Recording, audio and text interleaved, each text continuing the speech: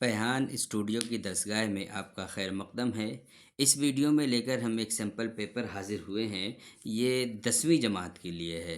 10वीं जमात के लिए उर्दू का सैम्पल पेपर है, बल्कि सैम्पल पेपर ना कहें, ये एक प्री बोर्ड का पेपर है। और ये तैयार किया है डायरेक्टरेट ऑफ एजुकेशन ने। दिल्ली गवर्नमेंट के स्कूल में जो 10वीं क्लास के जो बच्चे हैं, उनके लिए प्री बोर्ड में ये पेपर आया था। और ये सिर्फ़ आया था मॉर्निंग के बच्चों के लिए। दिल्ली में 2 शिफ्ट चलती हैं, मॉर्निंग और इवनिंग। तो ये पेपर प्री बोर्ड में मॉर्निंग वालों के लिए आया था, तो मॉर्निंग के बच्चों ने ये पेपर सॉल्व किया होगा, हल किया होगा अपने प्री बोर्ड में। लेकिन ये सिंपल पेपर के तौर पर हम इसको इस्तेमाल करेंगे 10वीं क्लास के लिए, ताकि दूसरे लोग जो इवनिंग शिफ्ट के बच्चे हैं या दूसरी जगहों के बच्चे हैं या प्राइवेट स्कूल के बच्चे हैं, उनको भी एक तरह से ये सिंपल पेपर उनके लिए भी माना जाएगा। सिर्फ़ एक कुछ हिस्सा है, कुछ बच्चों ने पेपर सॉल्व किया है प्री बोर्ड में, लेकिन बकिया लोगों के लिए एक सिंपल पेपर के तौर पर ये इस पेपर को हम पेश कर रहे हैं, इसको सॉल्व करेंगे और आपके एग्ज़ाम में ये बहुत ही मददगार साबित होगा। तो ये प्री बोर्ड का है, लेकिन ये सबके लिए नहीं है, कुछ लोगों के लिए प्री बोर्ड का था, अब ये एक सिंपल पेपर के तौर पर है। तो आइए इस पेपर को हम सॉल्व करते हैं। पैटर्न वही है, 80 नंबर का है। हम सीधा इबारत पे आते हैं। पहले सवाल में इबारत फ़हमी और शेर फ़हमी। तो इसमें 2 इक़्तिबास है, आपको मालूम है, दोनों में से कोई एक करना है। तो चलिए पहले इक़्तिबास को पढ़ते हैं। हज़रत महल का असली नाम मोहम्मदी बेगम था। वो उस साहिब इल्म व फ़ज़्ल ताजदार वाजिद अली शाह की मलिका थीं, जिसे अंग्रेज़ों ने अय्याश और नाअहल करार देते हुए फरवरी 1856 में माज़ूल कर दिया था। उनके 14 साला फ़र्जंद ब्रिजेश कद्र को नायब मुकर्रर किया गया। वाजिद अली शाह मार्च 1856 में लंदन जाने के इरादे से कोलकाता रवाना हुए। उन्हें या किसी को भी क्या मालूम था कि उनकी रियाया का गम व गुस्सा साल भर की मुद्दत में एक तूफ़ान की शक्ल इख्तियार कर लेगा, और जिस पर्दा नशीन बीबी और कमसिन शहज़ादे को खुद अंग्रेज़ों ने बेज़रर समझते हुए आज़ाद छोड़ दिया था, वही उनके खिलाफ हथियार उठाएंगे। 10 मई 1857 को मेरठ छावनी के हिंदुस्तानी सिपाहियों ने बगावत का अलम बुलंद किया, और देखते ही देखते सारे शुमाली हिंदुस्तान में अंग्रेज़ों के ख़िलाफ़ बगावत शुरू हो गई। ये इक़्तिबास था। इससे मुताल्लिक़ हम सवालात को हल करते हैं। अब देखिए कि पहला सवाल क्या है। कि पहला सवाल है, हज़रत महल का असली नाम क्या था। तो हज़रत महल का असली नाम मोहम्मदी बेगम था। दूसरा सवाल है, हज़रत महल के शौहर का नाम क्या था। तो हज़रत महल के शौहर का नाम वाजिद अली शाह था। तीसरे सवाल की तरफ बढ़ते हैं। तीसरा सवाल है, वाजिद अली शाह के फ़र्जंद का क्या नाम था। तो फ़र्जंद का नाम ब्रिजेश कदर था। चौथा सवाल है, वाजिद अली शाह कोलकाता किस सन में गए थे। तो वाजिद अली शाह 1856 में गए थे। पाँचवा सवाल है, 10 मई 1857 को किस शहर में हिंदुस्तानी सिपाहियों ने बगावत की थी। तो वो मेरठ में बगावत की थी। ये पहला इक़्तिबास जिसको हमने हल किया। अब दूसरे इक़्तिबास की तरफ बढ़ते हैं, पहले इसको पढ़ते हैं। अच्छे लोगों और अच्छी किताबों की सोहबत के अलावा तीसरी चीज़ जो अच्छी ज़िंदगी की बुनियाद है, वो काम है। इससे मुताल्लिक़ हमारे सदर मोहतरम ज़ाकिर हुसैन ने अपने खुतबे में लिखा है कि काम बेमकसद नहीं होता, काम कुछ करके वक्त काट देने का नाम नहीं, काम खाली दिल लगी नहीं, काम खेल नहीं, काम काम है, बामकसद मेहनत है। काम दुश्मन की तरह आप अपना मुहासबा करता है, और उसमें जो पूरा उतरता है तो वो खुशी देता है, और जो और कहीं नहीं मिलती। काम रियाज़त है, काम इबादत है। वाक़या ये है कि इंसान की शख्सियत उस वक़्त तक किसी हसीन सांचे में नहीं ढल सकती जब तक उसके दिल में उस अंदाज़ से काम करने की लगन पैदा ना हो। हक़ीर से हक़ीर काम में मानी और लुत्फ़ पैदा हो सकता है, बशर्ते कि काम करने वाले का रिश्ता बड़े मकसद के साथ कायम करे। ज़िंदगी खुदा का एक अनमोल अतिया है। ये इक़्तिबास था। इससे मुताल्लिक़ सवालात को हम हल करते हैं। पहला सवाल है, 3 चीज़ें जो अच्छी ज़िंदगी की बुनियाद हैं, उनमें से एक है, क्या है वो? अच्छी किताबें हैं। क्या है वो? अच्छी किताबें। दूसरा सवाल है, काम किसकी तरह आप अपना मुहासबा करता है। तो काम जो है ये दुश्मन की तरह आप अपना मुहासबा करता है। अब बढ़ते हैं हम तीसरे सवाल की तरफ। काम इबादत है, ये बात किसने कही? ये बात ज़ाकिर हुसैन ने कही थी। हक़ीर से हक़ीर काम में क्या पैदा हो सकता है। तो उसमें मानी और लुत्फ़ पैदा हो सकता है। पाँचवा सवाल है, ज़िंदगी खुदा का एक क्या है? अनमोल अतिया है। ये दूसरा इक़्तिबास भी हमने हल कर लिया। अब दूसरे सवाल की तरफ बढ़ते हैं, जिसमें 2 इक़्तिबास शेरी इक़्तिबास हैं। कुछ अशार हैं, उनको पढ़ेंगे, फिर उससे मुताल्लिक़ हम सवाल हल करेंगे। अब पहले अशार पढ़ लेते हैं। اپنی آزادی کا دیکھا خواب میں نے رات کو، یاد کرتا ہوں میں اپنے خواب کی ہر بات کو۔ میں نے یہ دیکھا کہ میں ہر قید سے آزاد ہوں، یہ ہوا محسوس جیسے خود میں زندہ باد ہوں۔ اب مجھے قانون کا ڈر کیا، میرا قانون ہے، خود ہی کوزا گر وہی مضمون ہے۔ تھی جتنی تھی پابندیاں وہ خود میری پابند ہیں، وہ جو مائی باپ تھے حاکم مصف فرزند ہیں۔ ملک اپنا، قوم اپنی اور سب اپنے غلام، آج کرنا ہے مجھے آزادیوں کا احترام۔ یہ اشعار تھے، ان سے متعلق سوال حل کرتے ہیں۔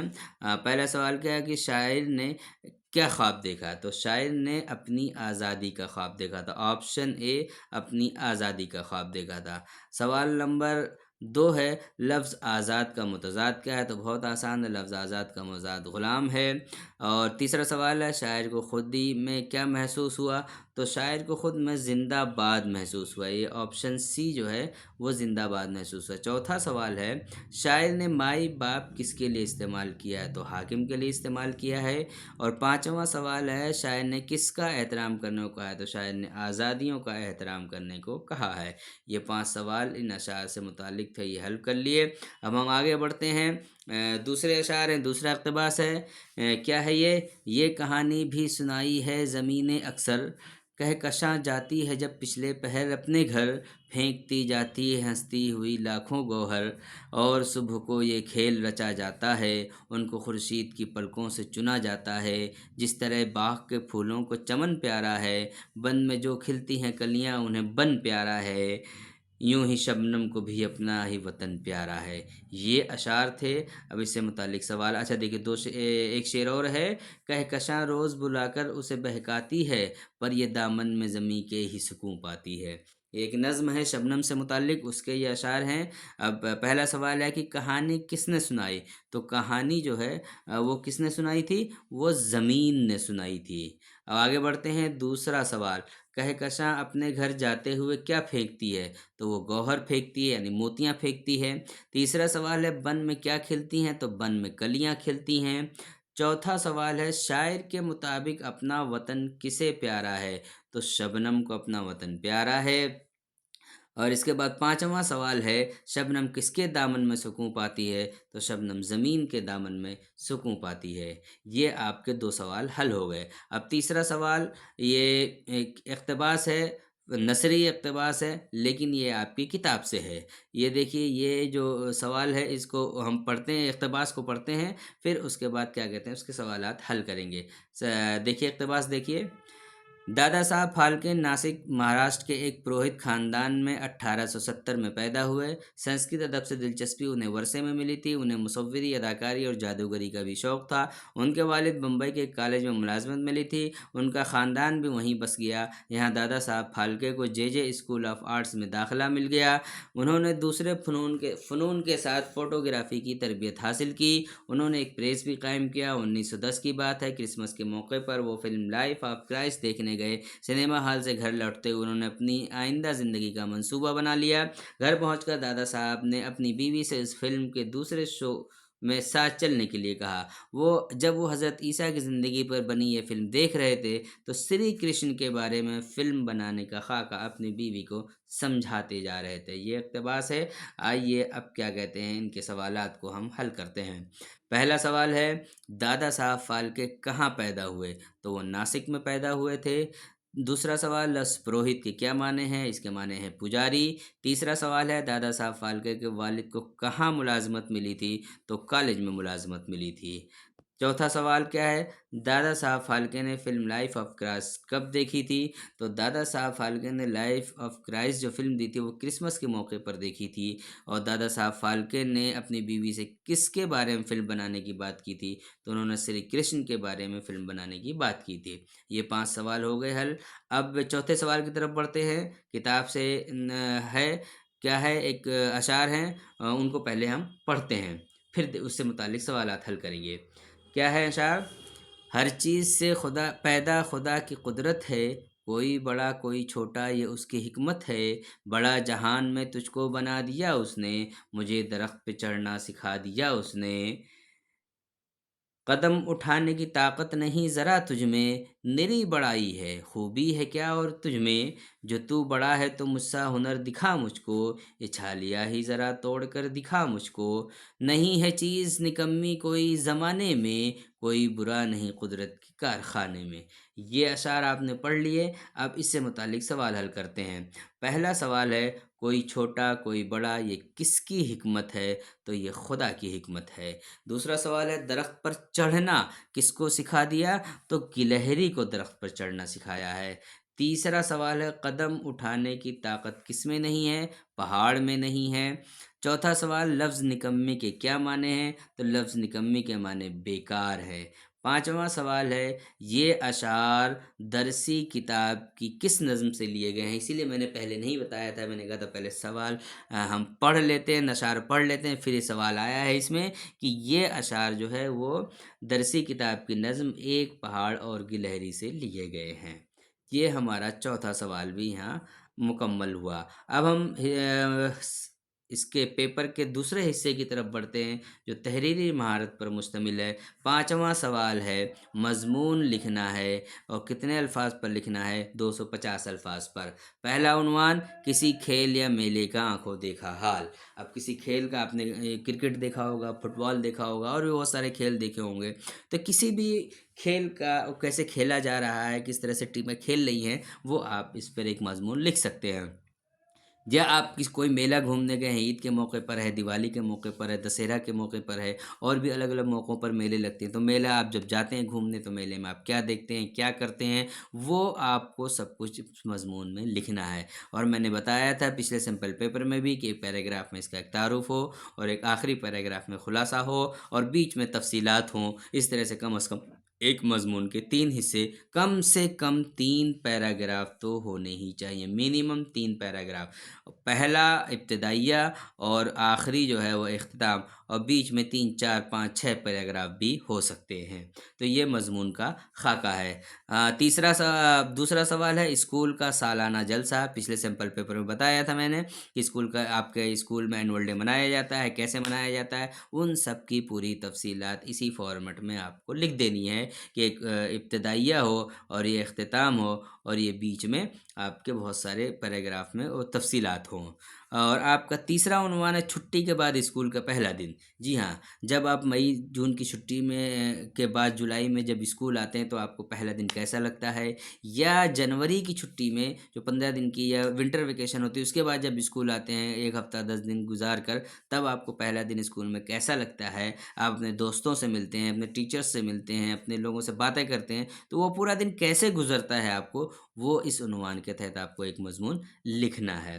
तो ये आपका मजमून नवेसी का हिस्सा हो गया। अब बढ़ते हैं छठे सवाल की तरफ। पहले जिसमें ख़त और दरख्वास्त है, तो दरख्वास्त और ख़त, और मैंने मशवरा दिया था कि आप दरख्वास्त की प्रैक्टिस कर लीजिए। दरख्वास्त का नमूना पिछले पेपर के सैम्पल पेपर में हमने दिया था, बल्कि पहले सैम्पल पेपर में नमूना दिया हुआ है। आप इस वीडियो के डिस्क्रिप्शन में लिंक होगा, उस पर क्लिक करके इस वाले हिस्से में जाकर दरख्वास्त का नमूना आप देख लीजिएगा। बिल्कुल एज इट इज़ दरख्वास्त लिखनी है, उसमें सेक्शन बदलने के लिए था, लेकिन यहाँ बहन की शादी में शिरकत के लिए दरख्वास्त लिखनी है। तो आपको जो आपका मौजू है वो बदल जाएगा, वो हो जाएगा आपका, क्या हो जाएगा कि बहन की शादी में शिरकत के लिए दरख्वास्त, ये आपका मौजू हो गया। बकिया सारा खाका वही रहेगा। सबसे पहले ऊपर बखिदमत जनाब प्रिंसिपल साहब, government boys senior secondary school नई दिल्ली। फिर उसके बाद मौजू यही कि बहन की शादी में शिरकत के लिए दरख्वास्त। फिर मैं फ़लाँ हूँ, आपके 10वीं जमात में पढ़ता हूँ या पढ़ती हूँ, और मेरी बड़ी बहन की शादी फ़लाँ तारीख़ को मुनक़्क़िद होने वाली है, इसलिए आपसे गुज़ारिश है कि 5 दिन की छुट्टी इनायत फ़रमाएँ। बहुत बहुत नवाज़िश होगी, शुक्रिया। और उसके फिर नीचे आपका शागिर्द या आपकी शागिर्दा और आपका नाम और आप 10वीं जमात और तारीख़। ये फ़ॉर्मेट आपको पहला सैम्पल पेपर जो मैंने पेश किया था वीडियो में, आप इस वीडियो के डिस्क्रिप्शन में उस लिंक पर क्लिक करके वो सैम्पल देख लीजिए और वही आप तैयार कर लीजिए। ठीक है। ख़त आप लिखना चाहें तो ख़त भी लिख सकते हैं, लेकिन मेरा मशवरा है कि आप सिर्फ दरख्वास्त लिखें। अब आगे बढ़ते हैं। आगे फिर मैंने बताया था कि 7वें और 8वां सवाल, ये पिछले सिंपल पेपर में भी बात मैंने की थी कि इसमें देखिए 7वें में हबीब तनवीर के बारे में पूछा है और 8वें में मीर तकी मीर के बारे में। पहले सिंपल में भी मीर तकी मीर के बारे में पूछा था। तो गोया कि आपको किताब में जो जितने भी मुसन्निफ़ीन के बारे में दिया हुआ है उन सबको आप याद कर लीजिए, और आपका ये 7वां और 8वां पेपर 7वां और 8वां सवाल हल 10 नंबर कहीं नहीं गया। ठीक है, अब हम आगे बढ़ते हैं। 9वां सवाल देखिए, 9वां सवाल ये पेपर का तीसरा हिस्सा है। ये कवायद से मुताल्लिक है। कहीं लिख दिया जाता है, कहीं नहीं लिखा जाता है, ये कवायद से मुताल्लिक है। अब इसमें 10 सवाल थे और हमें सिर्फ 8 सवाल करने हैं। 10 सवाल हैं, सिर्फ 8 करने हैं। हम 10 के 10 हल करके आपको बताएंगे। चलिए आगे बढ़ते हैं। पहला सवाल है, क्या है? हमीद खाना खा रहा है। इस जुमले में फ़ेल की कौन सी किस्म है? तो खा रहा है जब आ गया तो ये फ़ेले हाल होगा, यानी प्रेजेंट टेंस होगा। अगर इस है की जगह थी होता तो माजी होता, और अगर गा होता तो मुस्तकबिल होता, लेकिन है तो फ़ेले हाल होगा। तो ये आप ये समझ लीजिए कि है जो है ये हाल है, और था या थी जो है ये माजी है, और अगर उसमें गा आ जाए तो ये क्या हो जाएगा? ये मुस्तकबिल हो जाएगा। ठीक है, ये आप ध्यान रखिएगा। आगे बढ़ते हैं हम।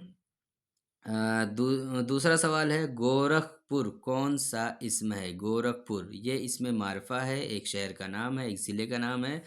तीसरा सवाल है, ज़ैल में इसमें नकरा की पहचान करनी है। तो इसमें नकरा जो है नवाब है। नवाब कोई भी हो सकता है। बाकी ये तीनों आसिफुद्दौला, अवध और सआदत ये इसमें मारफा हैं। चौथे सवाल की तरफ बढ़ते हैं। दर ज़ैल में साबिक़ा की निशानदही करनी है, यानी जो पहले आया। साबिक़ा मैंने बताया था प्रीफिक्स। साबिक़ किसे किसे कहते हैं? प्रीफिक्स को कहते हैं।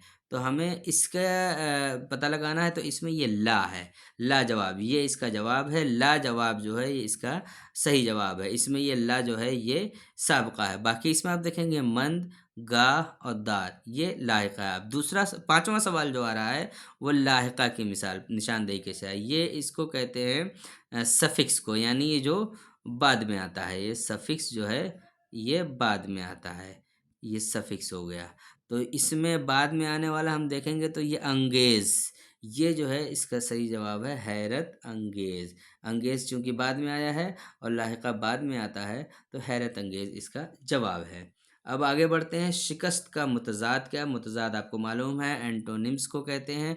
तो शिकस्त का मुतज़ाद होगा फ़तह है, उसका उल्टा फ़तह होगा। इख्तियार की जमा लिखिए। इख्तियार की जमा क्या होगी? इख्तियारात। 7 सवाल हो गए। 8वां सवाल है, उमरा। उमरा का वाहिद, वाहिद लिखना है यानी सिंगुलर लिखना है। ये उमरा प्लुरल है, इसका सिंगुलर लिखना है। इसका सिंगुलर जो होगा वो अमीर होगा। अमीर का उमरा आता है, अम्र का उमूर आता है, गरीब का गुरबा आता है, और अमीरों का अमीर आता है। अमीरों भी जमा है। तो अब हम आगे बढ़ते हैं। 9वां सवाल, किसी एक लफ्ज़ या फ़िक्रे के बाद थोड़ा सा ठहरने के लिए जो अलामत इस्तेमाल की जाती है उसे क्या कहते हैं? तो जो वो अलामत ये वाली इस्तेमाल होती है और उसको हम सक्ता कहते हैं। अलामत कौन सी है? ये अलामत है और उसका नाम है सक्ता। 10वां सवाल है, मलिका का मुज़क्कर क्या होगा? मलिका मुअन्नस है यानी फ़ेमिनिन है, और इसका मुज़क्कर यानी मैस्कुलिन वो होगा बादशाह। अब आप सोच रहे होंगे राजा भी हो सकता है, तो राजा जो है ये रानी के लिए है। रानी, राजा, मलिका, बादशाह। ये मलिका के साथ बादशाह और रानी के साथ राजा का इस्तेमाल होता है। ये रानी और ये राजा ये हो गए, और शौहर के लिए बीवी। ये एक दूसरे के मुतज़ाद हैं। अब 10वें सवाल की तरफ बढ़ते हैं। दरज़ेल मुहावरों को जुमलों में इस्तेमाल कीजिए। जुमले इस्तेमाल करना, खोपड़ी में समाना, खोपड़ी में ना समाना, यानी बात जहन में नहीं आना। इसका जुमला क्या हो सकता है? बेवकूफ़ आदमी को कितना समझाओ उसकी खोपड़ी नहीं समाती है।